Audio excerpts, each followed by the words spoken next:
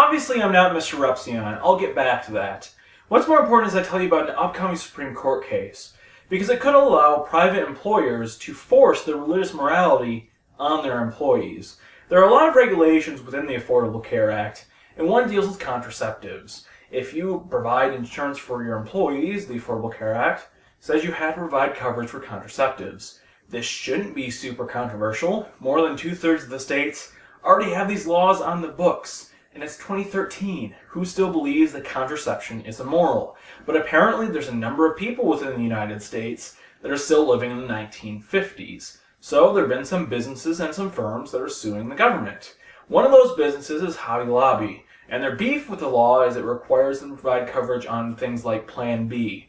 On occasion, Plan B can stop implantation of a fertilized egg, and they believe this is akin to abortion, and therefore, because they're being required to provide this, that violates their free exercise of religion.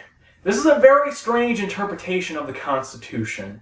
Think about what health insurance is. It's part of your compensation for working for an employer. So essentially, what these people want to do is have your boss tell you how to spend the money you've earned. And let me turn this on its head. Imagine if an atheistic employer only bought the type of health coverage that provides health insurance when you go to a secular hospital. They refuse to provide health coverage if you go to a religious hospital. Imagine if the government saw this and wrote some type of regulation that said, yeah, you can't do this. If you provide health coverage, it has to go to wherever these people want to go, any hospital.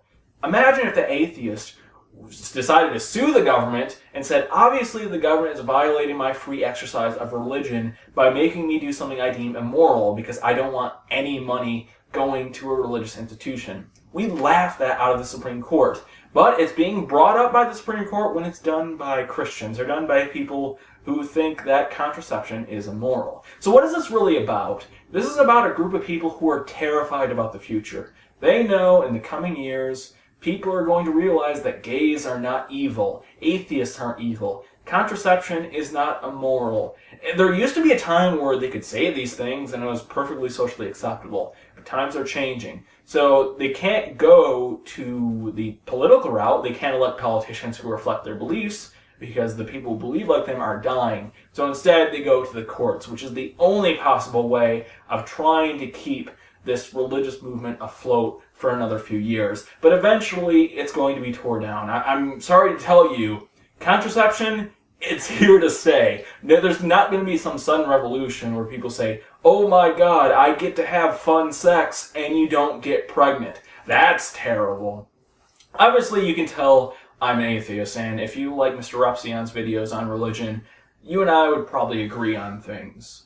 Obviously, I also make political videos. As you can see, I'm wearing my dress clothes because I intern in a political field, I'm going to say. Leave it as vague as possible. I believe there's going to be a link somewhere to subscribe for my channel. It might be an annotation. It might be a link in the description. I really don't know. But I definitely think my channel is worth looking at if you enjoy these types of things. So I'd really appreciate it if you do that. Watch some of my videos and subscribe to my channel. Alright, of course, thanks for watching this video.